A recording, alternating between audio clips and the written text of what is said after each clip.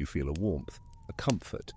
It arrives precisely when the world turns its back on you. The promotion you didn't get, the project that collapsed, the dream that shattered against the cold wall of reality. In that moment of failure, she appears, a phantom of solace. She is your savior, your port in the storm, her love, a thick blanket against the biting cold of your defeat. But you must ask yourself a question, a quiet, terrifying question that whispers in the dead of night. Why is there always a storm? Think back. Remember the last time you felt the spark of triumph, the last time success was within your grasp. You received the news, the acceptance letter, the call you'd been waiting for.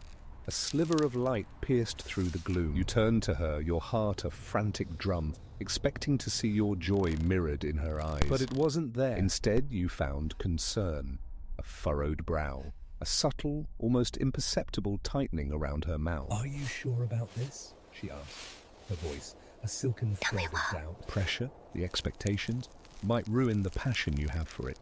I just worry about you. And just like that, the spark dies. The light is extinguished, snuffed out by the gentle, loving hand of concern. This is the pattern.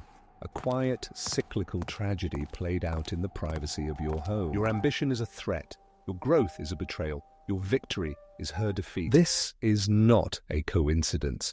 This is psychology.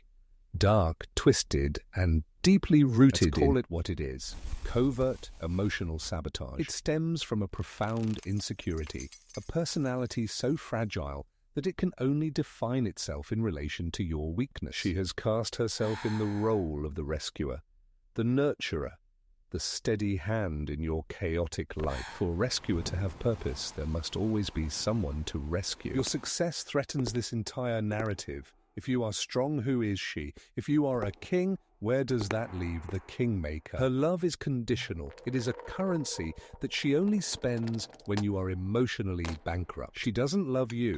She loves your struggle. She is in love with your broken pieces because they give her something to hold. Let me tell you a story about Arthur and Eleanor. Arthur was a painter.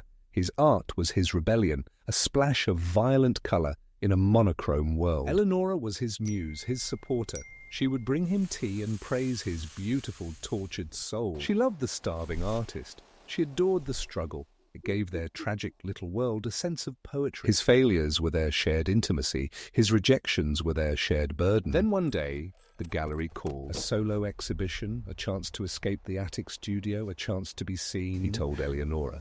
And he saw it, the flicker of panic in her eyes before she composed her face into a mask of delight. She didn't see a door opening for him. She saw an escape route, his escape from her. So the sabotage began, not with anger, but with care.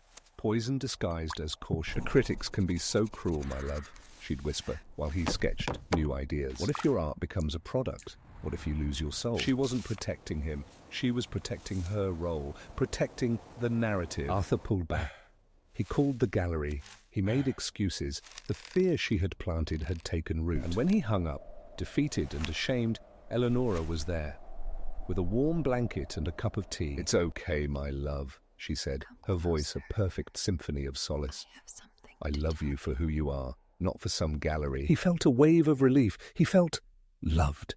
He was safe again in the comfortable prison of his own failure. Do you recognize this story? Have you lived a chapter or two? The realization comes not as a thunderclap, but as a slow, cold dawn. It's in a moment of quiet, a stray thought, a pattern that suddenly becomes visible. And then you see it in a flash of horrifying clarity. Every comforting hug after a rejection was a celebration. Every word of solace was a lullaby to keep your ambition asleep. Every "I'm just worried about you" was a nail being hammered into the coffin of your potential. She is not your harbor. She is the anchor. She is not your blanket. She is the cage. To accept her love is to accept a smaller life, a muted existence, a slow, comfortable death of the soul. The choice is brutal. It is the choice between the person you have become with her and the person you could be without her. It is a choice between a beautiful poison and a painful antidote. So here is the truth, the final, unavoidable truth. Never marry a woman who secretly mourns your victories. Never build a life with someone whose love shines brightest in the shadow of your defeat. True love is a lighthouse guiding you to greater shores, even if it means you sail beyond its view. Her love is a lantern leading you deeper and deeper into the swamp. Walk away, break the chain. Choose the terrifying, uncertain freedom over the comfortable, predictable cage. Because the cost of that love isn't your happiness, it's the person you were meant to become.